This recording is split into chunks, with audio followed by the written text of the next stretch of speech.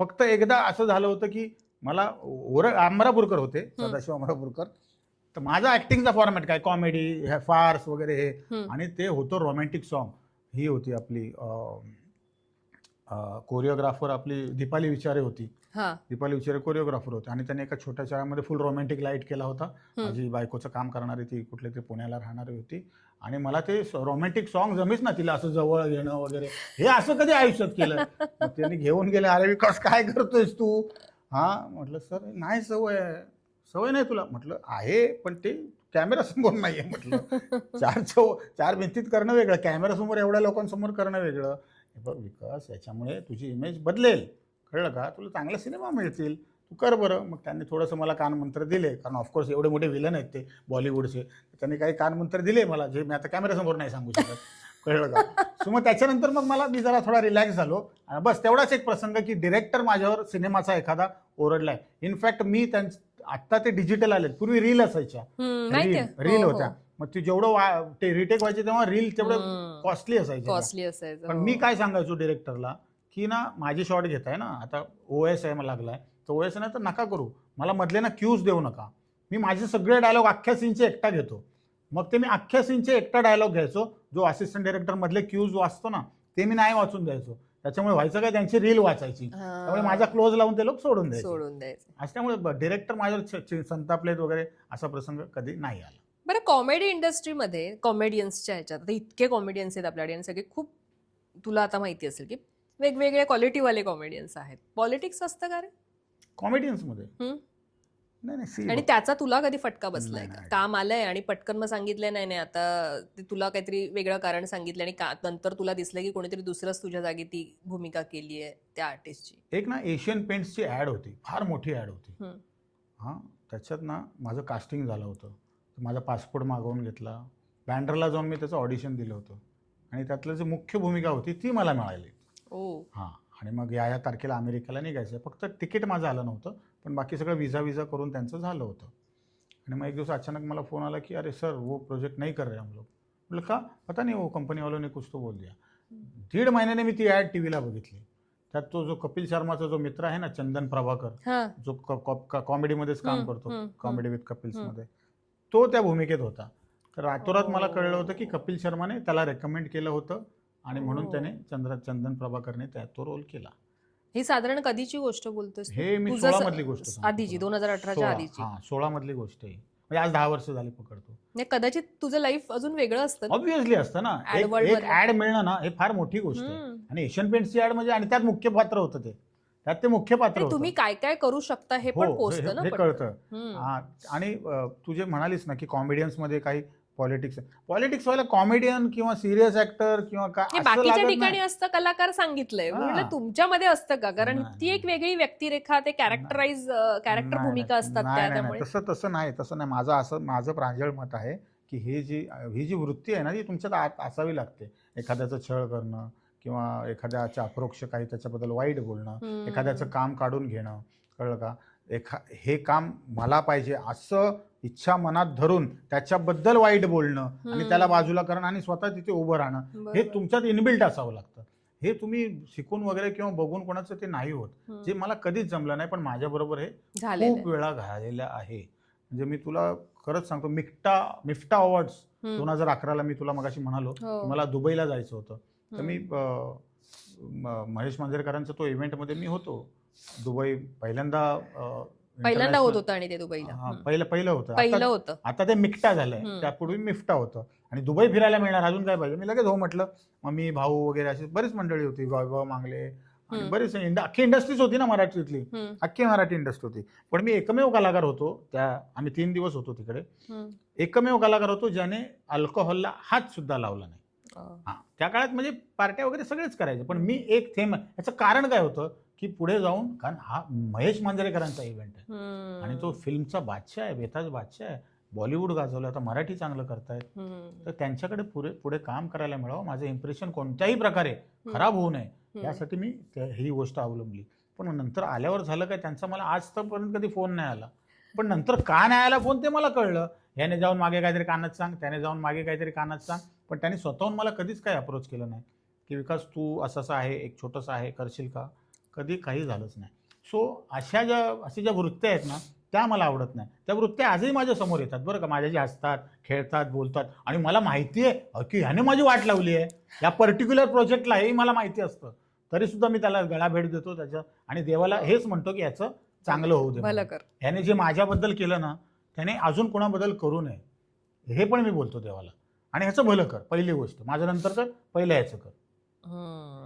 So मला नाही फरक पडला त्या सगळ्या वृत्तींचा, खरं सांगतो. I am very happy. I am taking everything positively.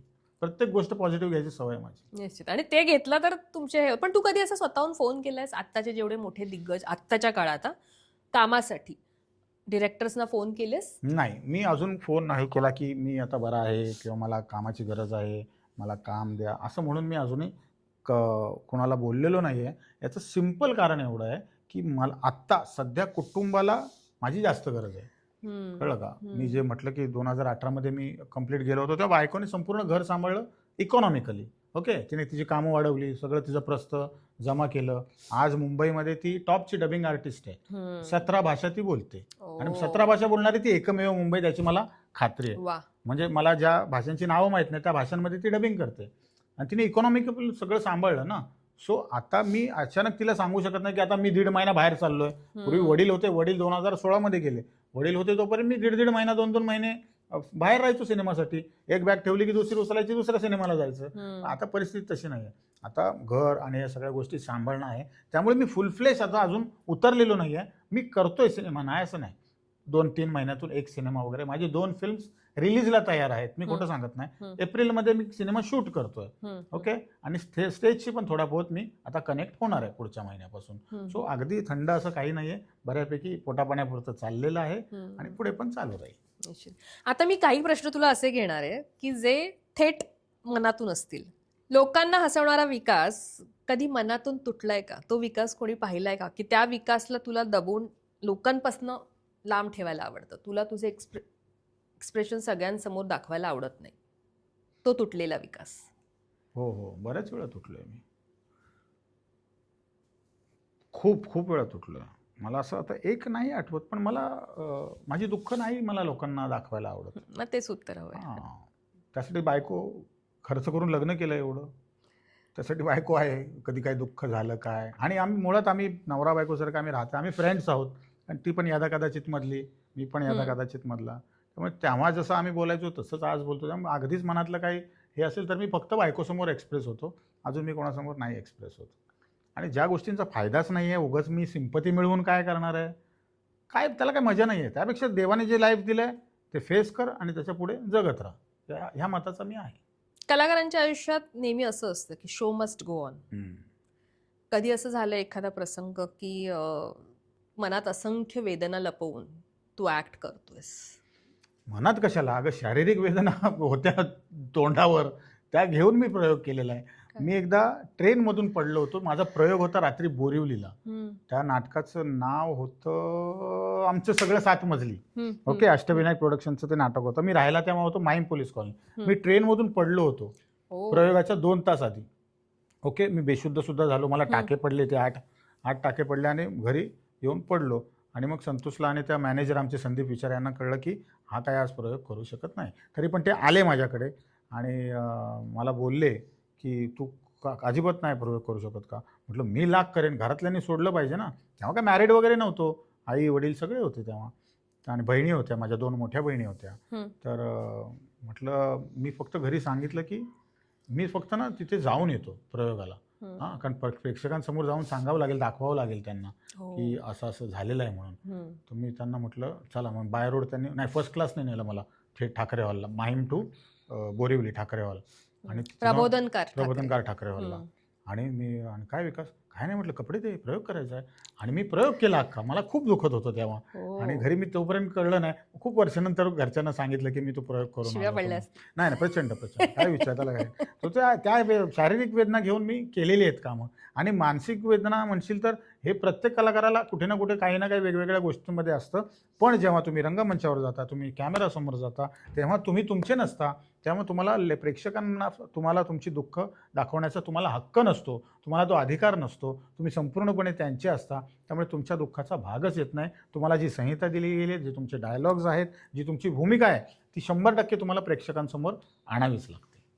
कलाकार म्हणून तू इतके ऍक्ट केले असतील, वेगवेगळे सीन केले असतील, कधी ते कठीण वाटले असतील, कधी छान सोपे वाटले असतील, त्या कठीणनं तू सोपं केलं असशील.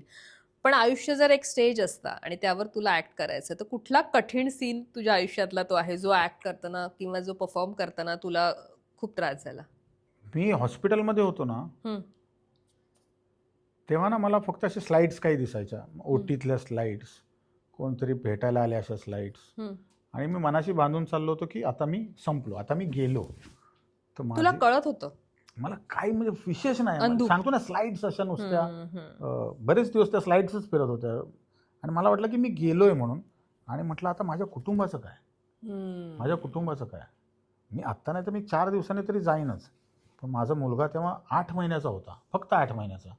आणि माझी मुलगी पण तेव्हा हार्डली 3री-4थीला वगैरे असेल. लहानच रे. 3री-4थीला असेल. आणि मग म्हटलं संपलं, आता पुढे काय. तर तो जो काही दिवसांचा जो काळ होता ना, की कसं काय मी माझ्या मृत्यूनंतर होणार काय, ह्या लोकांना सांभाळणार कोण. इकॉनॉमिकली तर बायको सांभाळून घेईल सगळं व्यवस्थित, ठीक आहे, माझी मोठी बहीण पण आहे, ती पण सांभाळून घेईल. पण माझ्या लेकरांचं काय, त्यांना विना बाप जर राहावं लागलं तर काय.